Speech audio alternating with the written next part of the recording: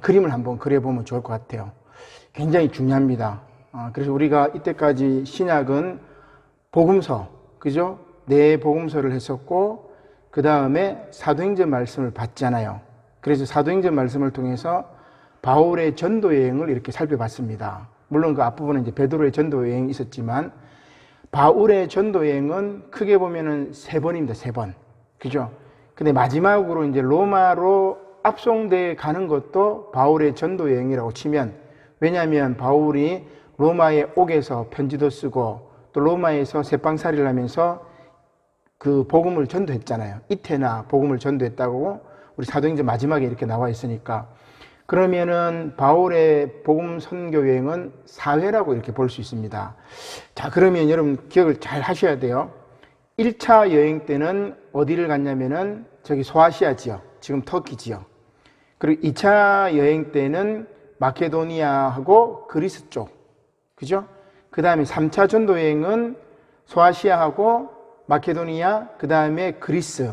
1, 2차 때 전도 여행 했던 곳을 한 번 더 이렇게 돌았단 말이에요. 그 다음에 4차 전도 여행은 로마로 압송되어 가는 과정이다. 자, 그러면 바울이 그렇게 전도 여행하면서 뭘 했냐면은 편지를 씁니다. 그 편지 쓴 것이 오늘 나오는 바울서신이에요. 자, 그러면 서신서를 이제 한번 봅시다. 서신서를 이렇게 크게 보면은 2묶음으로 묶을 수 있어요. 한 묶음은 바울서신, 그 다음에 다른 묶음은 공동서신. 그래서 바울서신은 우리가 부패라고 생각하시면 돼요. 바울서신은 다양한 음식들이 쫙 깔려있기 때문에 부패라고 생각하시면 되고, 공동서신은 우리가 음식 중에도 보면은 일식이 있고 한식이 있고 양식이 있고 중식이 있잖아요. 그죠? 아주 전문적인 식단이라고 볼 수 있습니다. 히브리서나 야고보서나 베드로전후서, 요한 1, 2, 3, 4, 그 다음 유다서는 일식, 중식, 한식, 뭐 인도식, 그 다음 양식, 이렇게 생각하면 돼요. 하나의 주제를 가지고 쫙 깊게 다루고. 근데 바울서신은 많잖아요. 그죠? 교리서신, 옥중서신, 재림서신, 목회서신, 개인서신, 5 종류가 돼요. 그러니까 부패라고 볼 수 있겠죠. 다양한 이 기독교의 사상들을 다 종합해 놓고, 그 다음에 여기는 핵심적인 것과만 요약해 놓고, 그래서 서신서는 크게 보면은 바울서신 5묶음, 하나, 둘, 셋, 넷, 5, 공동서신 5묶음.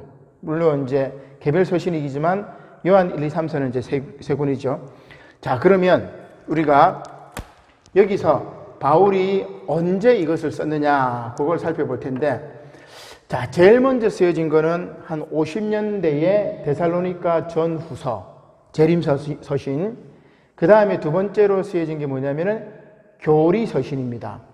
핵심적인 기독교 교리가 있는 거죠. 그래서 가장 중요한 게 어떻게 보면 로마서를 축약했던 갈라디아서, 고린도 전후서, 이걸 교리서신이라고 이야기를 해요.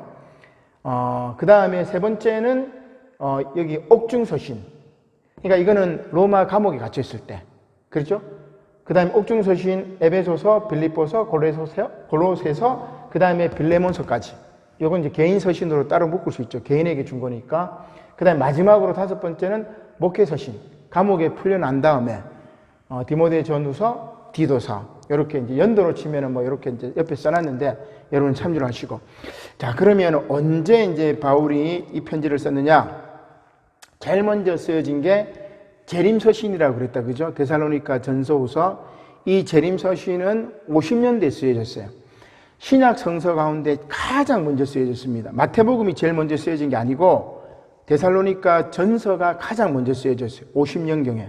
그 다음에 마가복음이 한 뭐 70년경이니까 한 20년 정도 더 지나서 마가복음이 쓰여졌다고 볼 수 있겠죠.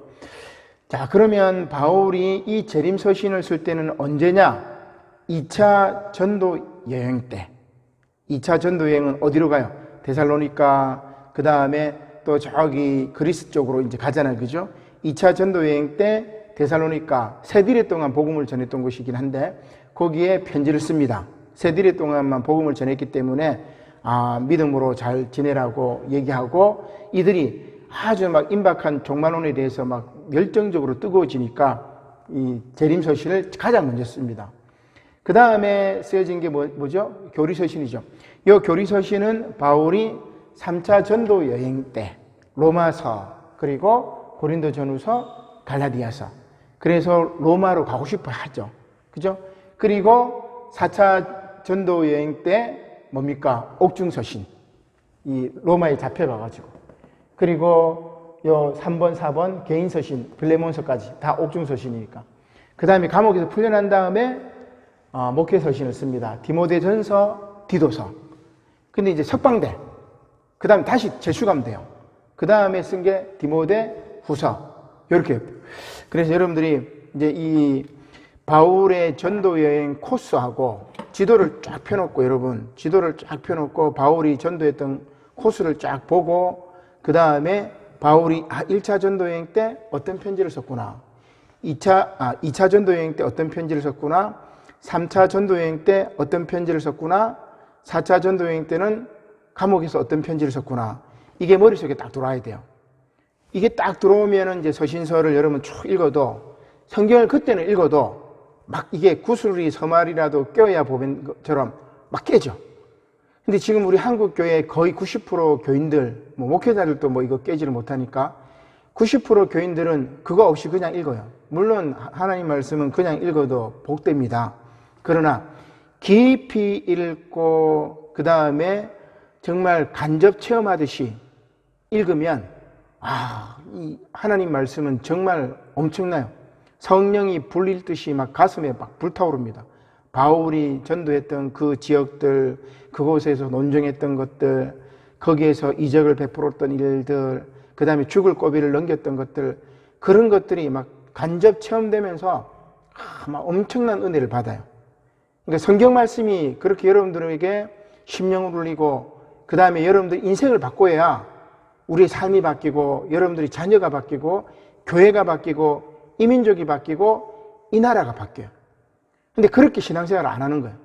하나님 말씀 사모하지도 않고, 이게 그렇나, 밍숭밍숭하고, 차든지 덥든지 해야 되는데, 말씀 사모하는 것도 없고, 그죠? 한국교회가 그렇게 무너지는 겁니다.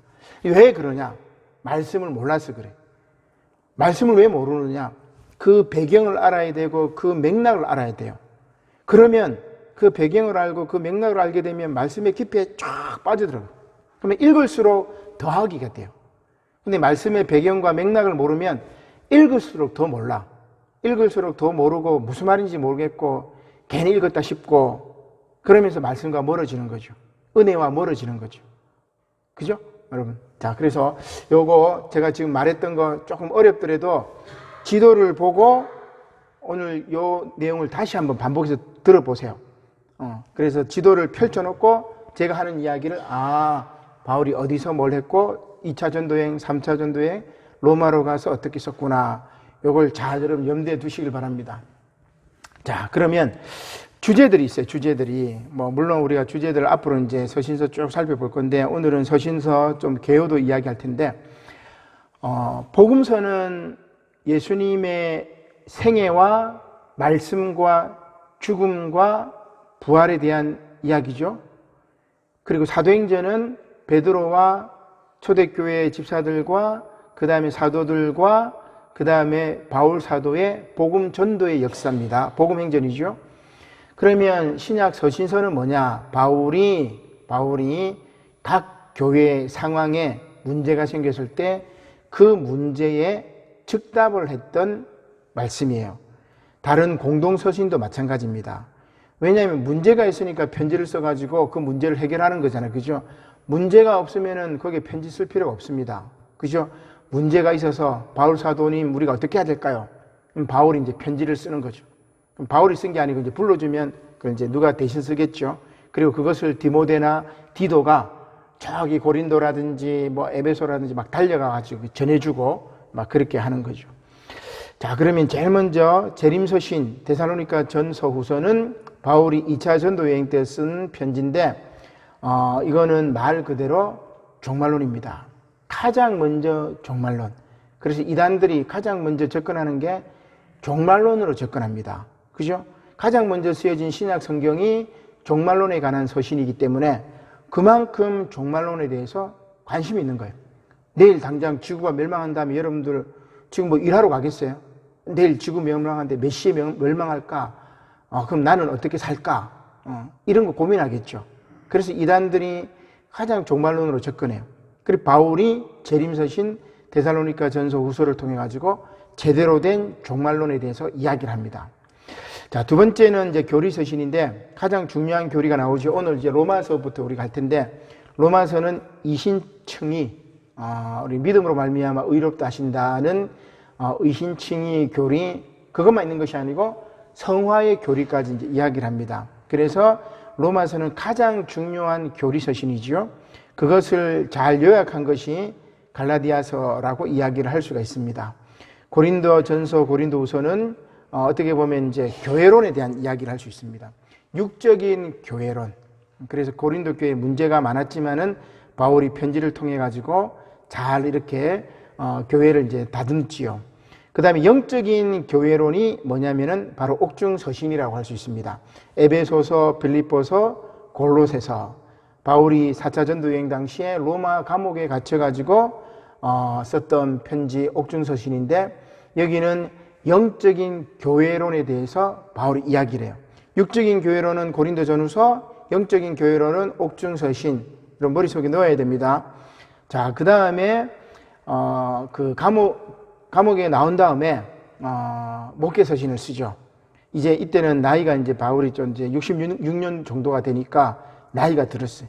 이제 자기 제자였던 디모데나 디도에게, 야, 목회할 때는 어떻게 해야 돼? 그러니까 나이 많은 은퇴하신 목사님이 젊은 목회자들에게 하는 그런 목회서신이에요. 목회서신. 그래서 목회의 방법에 대한 이야기, 특별히 이제 교회의 조직에 대한 이야기를 합니다. 장로에 대한 것들을, 그 다음에 감독의 직분을 어떻게 해라, 뭐 이런 얘기들도 많이 나오는데, 자, 이렇게 이제 바울 서신이 구성이 되고, 그 다음에 공동서신은 히브리서, 야고보서, 베드로전후서, 요한 1, 2, 3서, 유다서. 그래서 여러분, 요게 왼쪽 로마서부터 신약 성서 순서대로 제가 이렇게 또 삥 돌아가면서 이렇게 돼 있어요. 그래서 한번 같이 해봅시다. 교리서신에 로마서, 고린도전후서, 갈라디아서, 옥중서신에 에베소서, 빌립보서, 골로새서, 재림서신에 데살로니가 전서, 데살로니가 후서, 그 다음 목회서신에 디모데 전서, 디모데 후서, 디도서, 그리고 개인서신, 빌레몬서, 그 다음에 이제 공동서신으로 넘어가죠. 히브리서, 야고보서, 베드로 전서, 베드로 후서, 요한 1서, 2서, 3서, 유다서. 그죠? 이렇게 가지고 순서대로 쭉 신약 성경이 순서대로 이렇게 이제 배치가 되어 있다. 히브리서는 그리고 야고보서는 두 가지 모두 다 교인의 성숙에 대한 이야기를 합니다. 베드로전서와 요한 1, 2, 3서, 유다서는 이단에 대한 이제 경고의 말씀이 큰 주가 되겠죠. 자, 그래서 지금 바울 서신과 그 다음에 공동서신 이 두 가지를 통해 가지고 우리가 뭘 볼 수 있냐면 신론, 기독론, 교회론, 그 다음에 우리 인간의 상황, 그리고 하나님의 구원 계획, 언약의 완성, 역사의 종말, 모든 신학적인 주제가 다 총망라되어 있어요. 그래서 바울 서신이 경전에, 복음서와 동등하게 경전에 들어갔어요. 여러분, 베드로 복음도 있어요. 마리아 복음도 있어요. 도마 행전도 있습니다. 그러니까 외경이나 뭐 위경이나 많아요. 도마 복음서 같은 경우는 최근에 이제 굉장히 이제 센세이션을 일으키고 있는데 여러 개가 있지만, 경전에 들어간 것은 성령의 내적 증거도 있겠고, 그 다음에 그 당시에 이게 교회가 받을 수 있고 믿을 수 있는 아주 제대로 된 하나님의 말씀이다. 성령의 감동으로 되었다. 이렇게 돼 있어요. 경전에 들어오지 않는 것들은 조금 이제 그런 부분에 미비하겠죠. 그래서 바울 서신이 엄청나게 이제 많이 들어간 이유는 그만큼 바울이 기독교 교리를 확립하는데 너무너무 중요해요. 그래서 어떤 사람은 이제 우리 교단에 이제 어떤 문동환 목사님이라고, 바울이냐 예수냐 하면서 예수님의 초기 정신으로 돌아가자 그렇게 이야기를 하시면서 바울이 예수님을 도금화시켰다, 교리화시켰다 하면서 바울을 많이 비판했습니다. 저는 오히려 바울이 이렇게 신론이나 기독론이나 교회론이나 교리적으로 이걸 확장을 안 했으면은 예수님의 그 복음이 오늘 우리까지 전해졌을까? 3차, 4차까지 바울이 복음을 전도해가지고 디아스포라 유대인들에게 복음을 전해서 그 이방 지역에 교회를 세웠던 역사. 그죠? 그래서 바울을 빼버리면 예수님의 그 놀라운 복음 전도도 참 쉽진 않았을 거예요. 그래서 바울이냐 예수냐가 아니라 바울 때문에 예수님. 저는 그 말을 딱 썼어요. 바울 때문에 예수님의 그 놀라운 복음이 더 풍성하게 전해졌다, 이렇게 볼 수가 있겠죠. 자, 이렇게 우리 서신서에 대한 내용들을 한번 쭉 정리를 한번 하고, 방금 제가 말씀드렸던 것은 여러분 몇 번 반복해서 들으면서 지도를 보면서 쭉 이렇게 살펴보세요. 그리고 바울의 일생을 통해서 살펴보고 그걸 가지고 바울 서신을 보면은 정말 글자 한 글자 한 글자가 막 꿈틀꿈틀거려 가지고 막 살아 움직여요. 그런 것들을 여러분이 경험하시게 되면은 여러분 인생이 바뀝니다. 여러분 삶이 바뀌어요. 여러분 가정이 바뀌고 여러분들 자녀가 바뀝니다. 물론 저도 그게 쉽지는 않는데, 자, 그러면 일단은 이제 이렇게 됐고, 그 다음에 우리 이제 로마서, 시간 관계상 로마서 우리 너무너무나 중요한 말씀이고, 성경 66권 가운데 다 없어지더라도 로마서 한 권만 있으면은 이 성경 66권을 다시 재생할 수 있다고 할 정도로 굉장히 교리적으로 아주 복잡하고 그 다음에 가장 중요한 말씀이에요. 이제 물론 이제 루터가 이제 그런 이야기를 했죠. 로마서가 가장 중요하고 저기 실천을 이야기하는 야고보서는 아기 예수님을 감사하는 지푸라기다, 지푸라기 서신이다, 이렇게 얘기해가지고 실천에 대해서 이렇게 강조를 하지 않았다고 이제 이야기를 하는데, 실제로 이제 그렇지 않죠. 믿음과 행위는 같이 가요. 로마서도 마찬가지. 그러니까 로마서를 제대로 못 읽어가지고 우리가 이제 오해를 많이 하고, 또 주석 가운데 로마서 주석이 제일 많아요.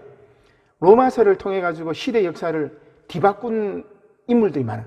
우리 이제 신학에서도 유명한 칼바르트도 마찬가지고, 그러니까 이 로마서 주석을 통해 가지고 인류의 역사를 통째로 브레이크 밟아가지고 새로운 길로 가버리게 만들었던 그런 것들이 많이 있죠.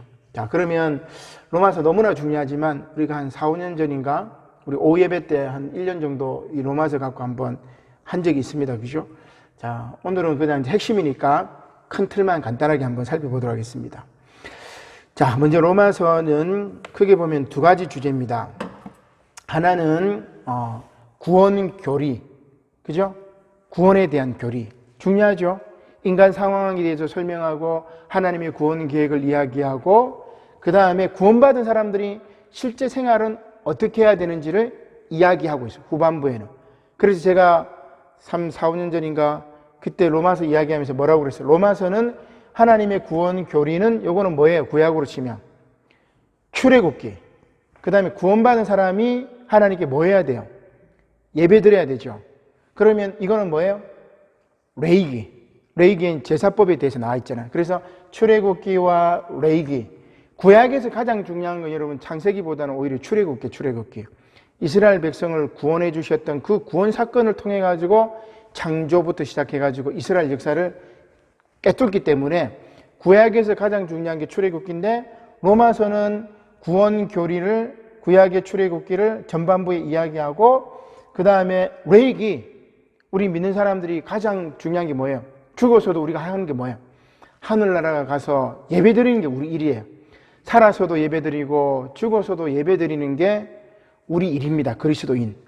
예배 드리는 게 얼마나 감사하고 얼마나 행복하고, 예배를 통해 가지고 하나님과 영적인 호흡을 하고 예배를 통해 가지고 정말 내 영혼이 소생되는 그 감격을 누리지 못하면 여러분 그는 정말 신앙생활을 불행하게 하는 거죠. 그래서 가장 중요한 게 예배 드리는 건데, 실제 생활 레위기에 나오는 것이 바로 로마서 후반 부분인데, 구원받은 사람은 실제로 어떻게 해야 되느냐? 그리스도인에 의해 실천은 이래야 된다. 그죠? 그리고 마지막에 이제 문안인사하는 게 그리스도인의 축복에 대한 이야기가 마지막 이제 16장 말씀이라고 할 수 있습니다.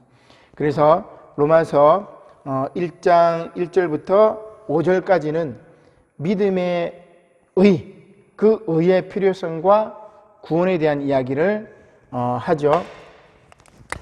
1장부터 5장까지. 그 다음에 구원받은 사람이 구원받은 걸로 끝나느냐? 그렇지 않습니다. 성화에 대한 성화. 그래서 여기 성화적인 측면을 강조하는 게 감리교. 우리는 믿음의 의를 강조하는 게 루터 전통, 그 다음에 루터교라든지 혹은 칼빈 전통, 장로교 전통. 성화를 강조하는 감리교, 더 성화를 강조해요. 성결교. 그죠? 그래서 장로교의 이렇게 흐름하고 감리교나 성결교의 흐름이 약간 달라요. 그런 건 여러분 그냥 교단적인 차이인데, 성화가 필요한 것, 그리고 성화와 주권에 대한 이야기가 6장부터 11장까지 이어지고, 이제 후반부였던 12장부터 15장까지는 그리스도인의 의의 실천, 마지막 16장. 이렇게 구성이 돼요. 구성은 굉장히 이제 짧죠. 짧은 그런 구성인데, 이게 안 켜졌구나. 자, 그러면 로마서 1장부터 한번 보도록 하겠습니다.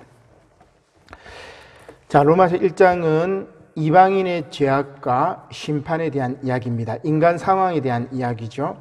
자, 1장 18절 시작. 하나님의 진노가 불의로 진리를 막는 사람들의 모든 경건하지 않음과 불의에 대하여 하늘로부터 나타나나니. 그 다음에 이제 로마서 1장에 보면은 이제 아주 우리가 중요한 부분이 있는데,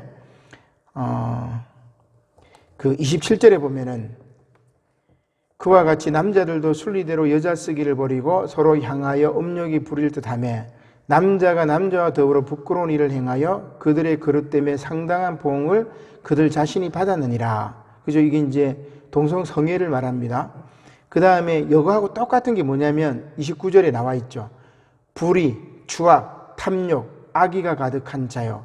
시기, 살인, 분쟁, 사기, 악독이 가득한 자요. 수근수근하는 자요. 그래서 한 21가지 정도 나옵니다. 30절에도 비방하는 자요. 하나님께서 미워하시는 자요. 능력하는 자요. 교만한 자요. 자랑하는 자요. 악을 도모하는 자요. 부모를 거역하는 자요.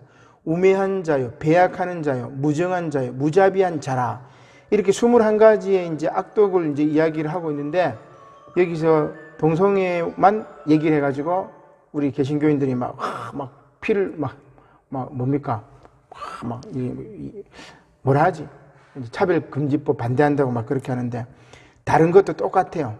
불의라든지 수근수근 하는 거. 여러분, 교회들마다 수근수근 하잖아요. 그죠? 그 다음에 시기하는 것도 있고, 그 다음에 분쟁도 있죠. 비방하는 거. 여러분, 비방하잖아요. 어떻게 보면. 다 하나님이 미워하시죠. 능력하시는 자. 그리고 교만한 자. 그 다음에 자랑하는 것도 이 동성애하고 똑같단 말이에요. 그러니까 이게 여기서 다 어떤 거는 빼고 어떤 거는 넣는 게 아니고, 얘기하려면 다 같이 얘기해야 돼요. 그죠? 그래서 이 부분은 우리 3절 한번 보고, 그 다음에 2장입니다. 자, 2장은 이방인들의 죄악과 심판만 이야기하는 게 아니고 유대인들도 죄를 지었다는 이야기입니다. 자, 2장 17절 시작. 유대인이라 불리는 내가 율법을 의지하며 하나님을 자랑하며. 그 다음 23절과 24절 시작. 율법을 자랑하는 내가 율법을 범함으로 하나님을 욕되게 하느냐. 기록된 바와 같이 하나님의 이름이 너희 때문에 이방인 중에서 모독을 받는도다. 무슨 얘기예요? 21가지 죄를 쭉 이야기했죠. 이방인들이 그런 죄를 짓는단 말이에요. 그러면 유대인들 너희들도 다르냐? 아니야. 너희들도 똑같아. 그죠? 그래서 28절에 무릇 표면적 유대인이 유대인이 아니요 표면적 육신의 할례가 아니니라. 오직 이면적 유대인이 유대인이며 할례는 마음에 할지니 영에 있고 율법의 조문에 있지 아니한 것이라. 그죠? 그러니까 인간 상황을 다 죄인이라고 이제 정리를 해버리는 겁니다. 그러면 이 상황에서 우리가 어떻게 해야 돼요? 구원받아야 되겠죠. 죄인이니까. 거기에 이제 믿음으로 의롭다 한다는 이신칭의의 교리가 나옵니다. 28절이죠. 시작. 그러므로 사람이 의롭다 하심을 얻은 것은 율법의 행위에 있지 않고 믿음으로 되는 줄 우리가 인정하노라. 10절에 뭐라고 되어 있어요? 기록된 바 의인은 없나니 하나도 없으며 13절 그들의 목구멍은 열린 무덤이고 그 혀로는 속임을 일삼으며 그 입술에는 독사의 독이 있고. 그러니까 유대인이든 이방인이든 다 죄인입니다. 의인이 하나도 없어. 그러면 어떻게 되느냐? 사람이 의롭다 하심을 얻는 것은 3장 28절 율법의 행위에 있지 않고, 율법으로는 우리 죄를 깨달을 뿐이지 율법을 지켜가지고 우리가 의롭다 할 수가 없어요. 믿음으로 되는 줄 우리가 인정하는 것. 이게 은혜죠. 그죠?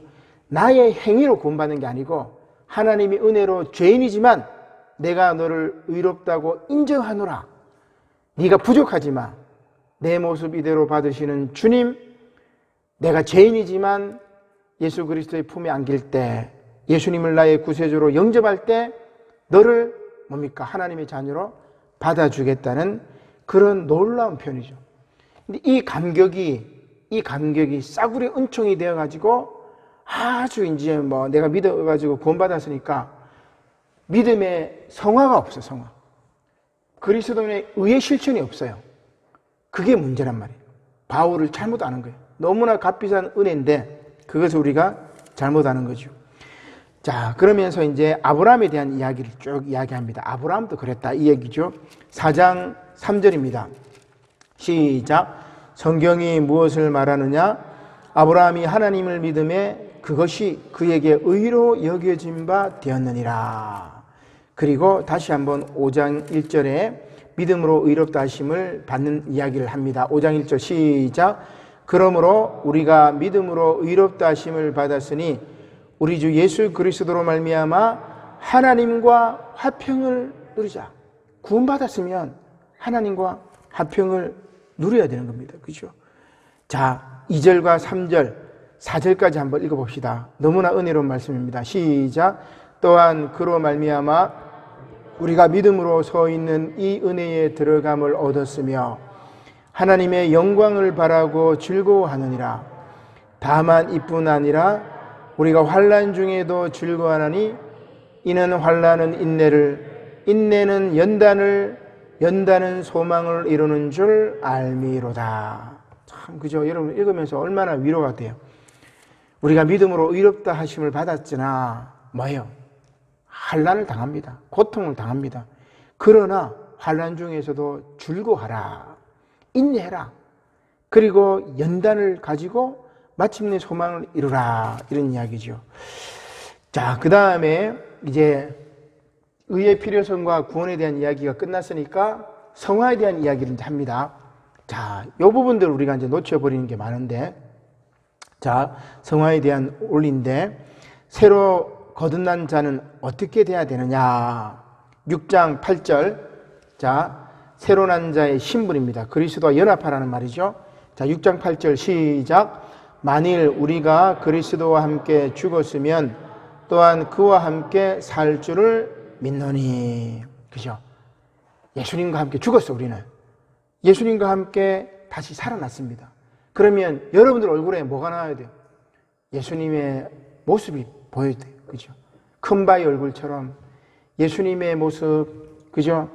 참 온유하고 그게 나타나야 돼요. 그러니까 그렇게 되기가 쉽지 않죠. 쉽지 않습니다.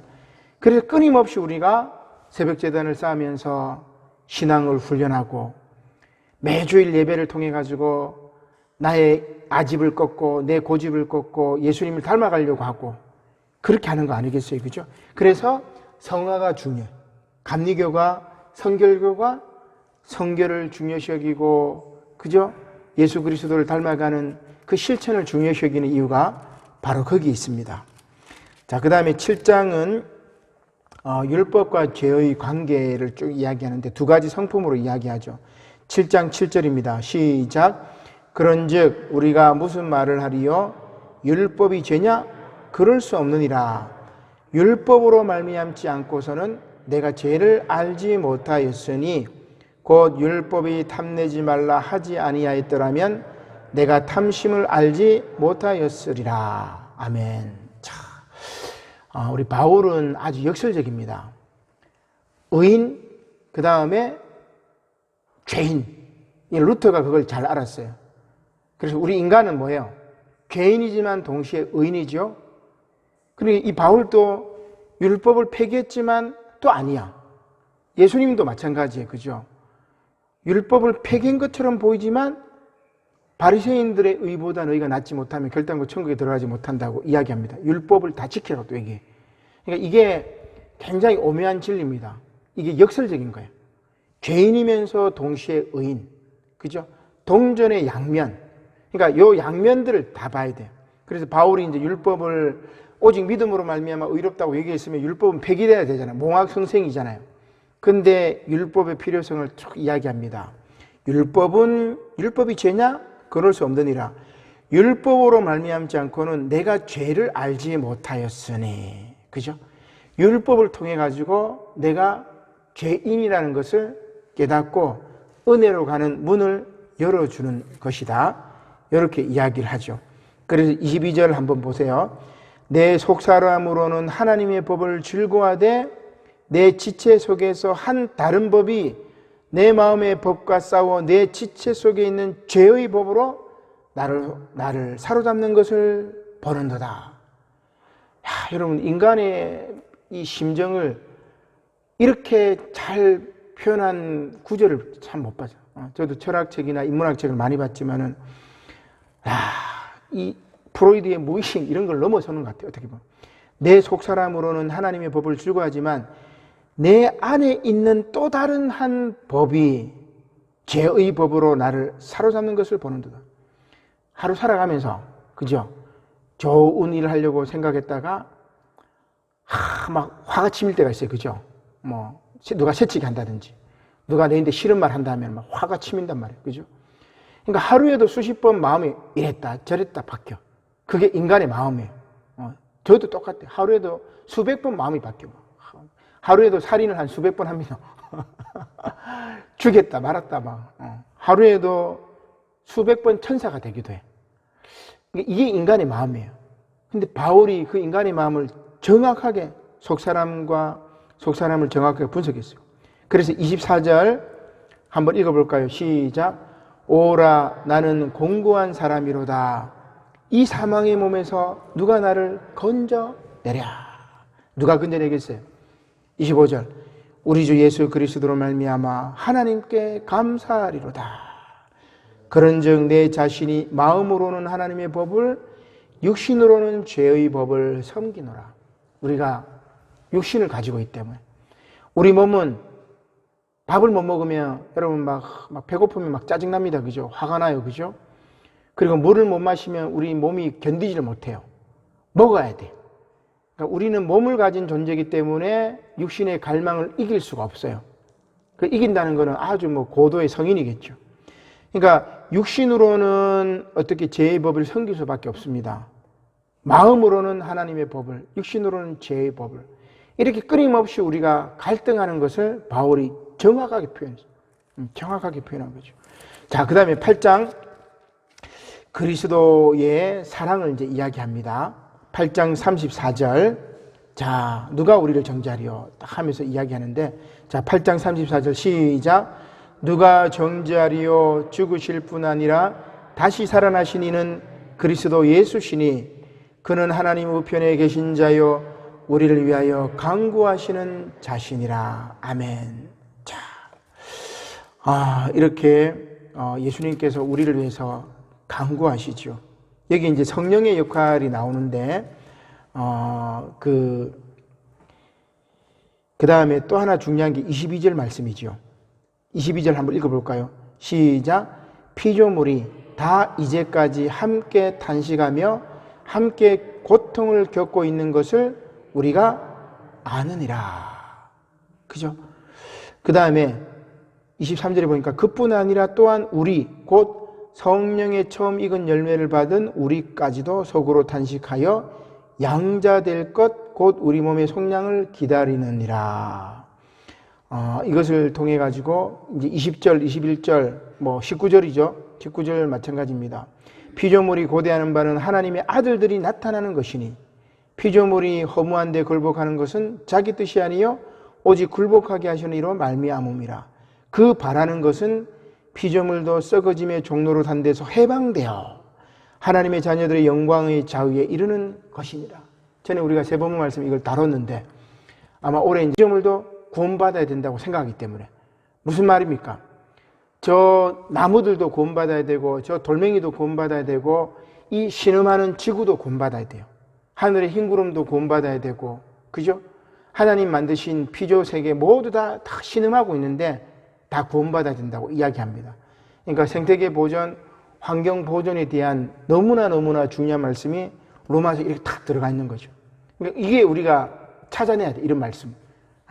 자, 아무튼 이제 8장에도 너무나 중요한 말씀이 나오죠. 로마에서 가장 중요한 장 하나를 꼽으라면은 8장입니다. 제가 언젠가 한번 이야기한 것 같은데. 자, 그 다음에 9장은 예정과 선택에 대한 이야기입니다. 토기장이 이제 이야기이긴 한데, 자, 20절 말씀, 9장 20절 시작. 이 사람아, 내가 누구이기에 감히 하나님께 반문하느냐? 지음을 받은 물건이 지은 자에게 어찌 나를 이같이 만들었느냐 말하겠느냐. 예정과 선택이죠.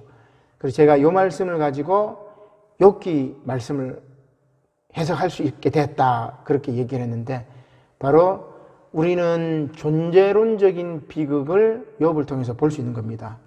우리는 토기장이가 만든, 진흙으로 만든 그릇입니다.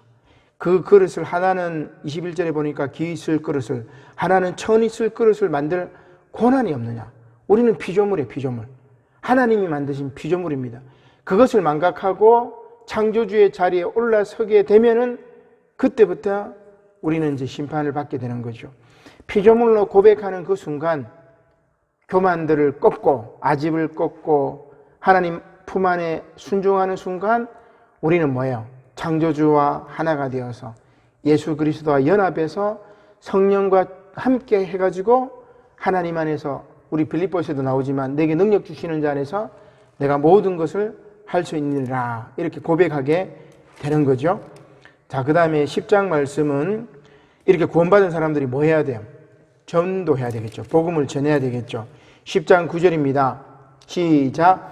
내가 만일 내 입으로 예수를 주로 시인하며 또 하나님께서 그를 죽은 자 가운데서 살리신 것을 내 마음에 믿으면 구원을 받으리라. 자, 너무나 중요한 말씀이 잘 나옵니다. 12절도 한번 읽어볼까요? 시작. 유대인이나 헬라인이나 차별이 없음이라. 한 분이신 주께서 모든 사람의 주가 되사 그를 부르는 모든 사람에게 부여하시도다. 13절 시작. 누구든지 주의 이름을 부르는 자는 구원을 받으리라. 그 다음에 11장입니다. 이스라엘의 회복에 대한 예언입니다. 25절입니다. 이게 이제 바울이 참 이스라엘 백성들을 너무나 사랑하는구나, 이제 그런 마음을 느낄 수가 있는데, 이방인들의 구원을 쭉 이야기해요. 복음을, 바울은 이방인들의 사도잖아요.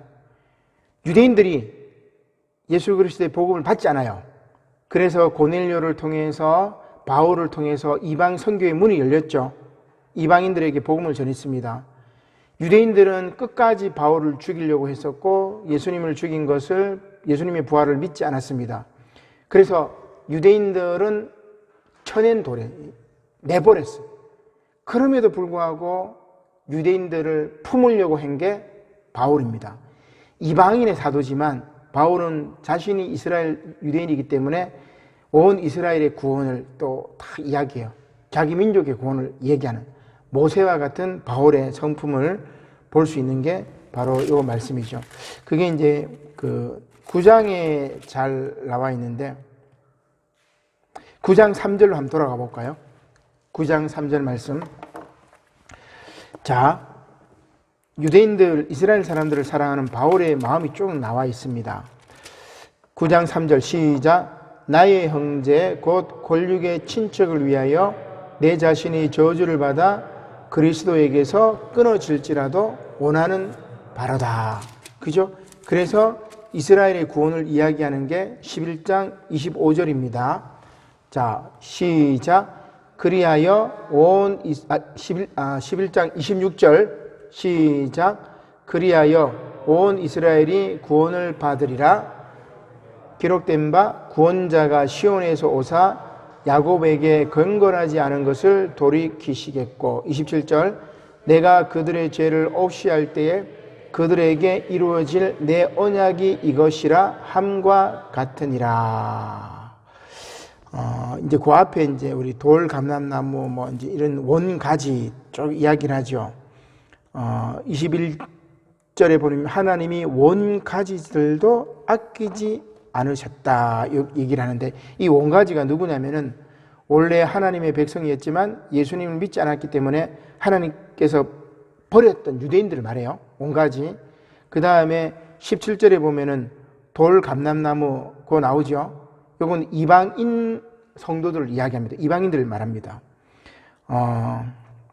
자, 그래서 돌, 감람나무, 이방인, 원가지는 유대인, 요거를 쭉 다 이야기하면서 돌, 감람나무인 이방인들은 구원받는데 원가지인 버림받은 이스라엘도 하나님이 구원하신다는 게 26절. 그리하여 온 이스라엘이 구원을 받으리라. 무슨 얘기예요? 모든 사람이 다 구원받기를 원하고, 그 다음에 아까 우리가 살펴봤던 것처럼 피조물조차도 구원받기를 원하고, 하나님의 아들이 나타났을 때, 그래서 예수님께서 재림하셨을 때는 14만 4천 명, 몇 명만 구원한 게 아니고 다 구원하길 바라요. 우리 같은 죄인까지 구원하기를 바라고 온 천하 만민들이 다 구원받기를 바라요. 그래서 아직 재림하지 않으신 거예요.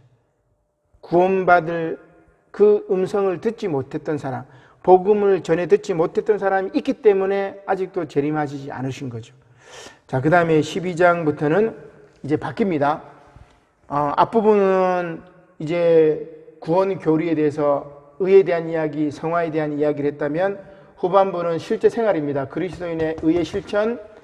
자, 12장부터는 15장까지 그리스도인의 의의 실천입니다. 어떻게 하느냐? 헌신과 사랑으로 산제사를 드리라, 이 이야기입니다. 12장 1절과 2절 시작. 그러므로 형제들아, 내가 하나님의 모든 자비하심으로 너희를 고나노니 너희 몸을 하나님이 기뻐하시는 거룩한 산 제물로 드리라. 이는 너희가 드릴 영적 예배니라. 너희는 이 세대를 본받지 말고 오직 마음을 새롭게 함으로 변화를 받아 하나님의 선하시고 기뻐하시고 온전하신 뜻이 무엇인지 분별하도록 하라. 우리가 드릴 영적 예배는 우리를 거룩한 산 제물로 드리는 거예요. 그죠? 그 다음 13장 말씀은 우리 신자들이 의무인데 국민에 대한 그 국가에 대한 의무를 거행하라, 요겁니다. 여기 이제 로마 교회 교인들에게 보내기 때문에 이 당시에는 이제 로마에서 핍박이 심하지 않을 때입니다. 그죠? 55년경이니까 네로 황제 이전이고, 그 이후에 이제 핍박이 아주 극심해져 가지고 이제 요한계시록 같은 이제 그 말씀이 나오긴 하지만, 요 당시는 바울이 로마에 있는 그리스도인들이 로마 황제 이야기를 잘 지켜가지고 교회가 안정이 되라, 이런 맥락에서 이제 이 얘기를 해요. 자, 13장 7절입니다. 시작. 모든 자에게 줄 것을 주되 조세를 받을 자에게 조세를 바치고 관세를 바칠 자에게 관세를 바치고 두려워할 자를 두려워하며 존경할 자를 존경하라. 그러니까 신자와 국가의 의무죠. 13장 1절도 마찬가지입니다. 시작. 각 사람은 위에 있는 권세들에게 복종하라. 권세는 하나님으로부터 나지 않음이 없나니 모든 권세는 다 하나님께서 정하신 바라. 그래서 국가와 사회의 권력에 대한 성도의 의무를 말하는데, 요거는 로마의 상황이 그렇단 말이에요. 로마에서 이제 교인들이 교회를 설립하고, 또 로마가 이제 뭐 기독교 교인들 탄압하고 그러잖아요. 로마는 처음에 관대했기 때문에. 나중에는 이제 로마 네로 황제가 로마시를 불지르고, 그 불지른 범인이 그리스도인을 하면서 그리스도인을 잡아 죽이는 거죠. 콜로세움에서 막 이렇게 짐승들 먹이로 막 주고, 그때는 로마 황제에 대해서 이제 비판합니다. 요한계시록이 바로 그거예요. 그래서 로마 황제를 음녀 바벨론이라고 막 이야기하고, 666이 네로라고 막 이야기하고, 지금은 그 탄압 이전이니까 국가에 대해서 의무를 다해라 이런 이야기를 하는 거예요. 그래서 맥락을 놓치고 요 문구만 딱 얘기해 버리면 안 돼요. 우리 많은 오류를 거기서 변합니다. 자, 그 다음에 14장 말씀은 형제의 의무입니다. 형제 간의 의무인데 먹는 거 갖고 이제 이야기하죠. 자, 2절에 보면 2절 한번 읽어볼까요? 시작. 어떤 사람은 모든 것을 먹을 만한 믿음이 있고 믿음이 연약한 자는 채소만 먹느니라. 그래서 먹는 자는 먹지 않는 자를 업신여기지 말고 먹지 않는 자는 먹는 자를 비판하지 말라. 하나님이 받으셨습니다. 그죠? 그래서 우리 정한 음식, 부정한 음식, 뭐 안식일 계명, 뭐 여러 가지 다 있잖아요, 그죠? 이런 거에서 중요한 게 뭐냐면은 형제의 그 의무를 다하는 겁니다. 10절. 자, 10절입니다. 시작. 내가 어찌하여 내 형제를 비판하느냐? 어찌하여 내 형제를 업신여기느냐? 우리가 다 하나님의 심판대 앞에 서리라. 그죠? 그래서 뭐 다 도찐 개찐이에요. 그죠? 그래서 고기 먹든 채소 먹든 비판하지 말고 서로 하나가 되고, 그죠? 14장 5절에 보면은 어떤 사람은 이 날을 전날보다 낮게 여기고 어떤 사람은 모든 날을 같게 여기나니 각각 자기 마음으로 확정할지니라. 그죠? 우리 유대인들은 안식일 토요일을 지키죠. 그죠? 그 다음에 우리는 이제 주일 지키죠. 그 다음에 토요일, 일요일 유대인들하고 그리스도인이 지켜버리니까 이슬람 교도들은 그럼 금요일날 그렇게 지켜. 금, 토, 일 다 뭐 이렇게 이제 하루를 이제 거룩하게 이제 보내는데, 근데 다 똑같다는 말이에요. 모든 날이 다 똑같고 각각 자기 마음으로 확정할지라. 이제 이런 이야기죠. 중요한 거는 뭐예요? 그런 안식일 때문에, 주일 때문에, 뭐 주일 성수 때문에 너 왜 주일 성수 안 하면서 막 욕하고 그러지 말고, 먹는 것 때문에 싸우지 말고, 교회 청소하는 것 때문에 싸우지 말고, 그죠? 이 얘기. 이게 실천. 제대로 믿었으면 제대로 실천해라. 이 얘기를 계속 바울이 하죠. 그 다음 15장도 마찬가지입니다. 그리스도인들이 덕을 행해라고 합니다. 15장 6절 시작. 한 마음과 한 입으로 하나님 곧 우리 주 예수 그리스도의 아버지께 영광을 돌리게 하려 하노라. 그죠? 그 다음에 16장은 마지막 이제 문안 인사입니다. 그래서 바울이 엄청나게 많은 사람들 쭉 이야기합니다. 그죠? 16장 1절에 보면은 겐그레아 교회 일꾼으로 있는 우리 자매 베베. 제일 먼저 자매에 대한 이야기를 합니다. 그죠? 그 다음에 보면은 또 베베에 대한 설명이 쭉 있고 3절에 보니까 그리스도 예수 안에서 나의 동력자인 브리스가와 아굴라에게 문안하라. 여기 남자 여자가 누가 남자고 누가 남편이고 누가 부인이에요? 브리스가가 부인이고 아굴라가 남편이죠. 남편 먼저 얘기하지 않고 우리 민백령 권사님과 공한슬 권사님 이렇게 여자를 먼저 얘기합니다. 그러니까 바울을 위해서 참 초대교회에서 자기 목숨까지 4절에 보면 그들은 내 목숨을 위하여 자기들의 목까지도 내어 놓았노니. 그죠? 그러니까 참 이 초대교회 여성 제자들이 엄청나게 고생했던 것 같아요. 그 다음에 6절에 보니까 너희를 위하여 많이 수고한 마리아에게 문안하라. 그리고 뭐 안드로니고와 유니아, 8절에 암블리아, 9절에 우르바노, 그 다음에 9절에 스다구, 10절에 아벨레, 아리수도 블로, 그리고 11절에 헤로디온, 12절에 두루베, 두로보사, 그 다음에 마지막으로 버시 쭉 이야기를 하고 이제 그들에게 복을 빌고 마지막 축복 인사를 하죠.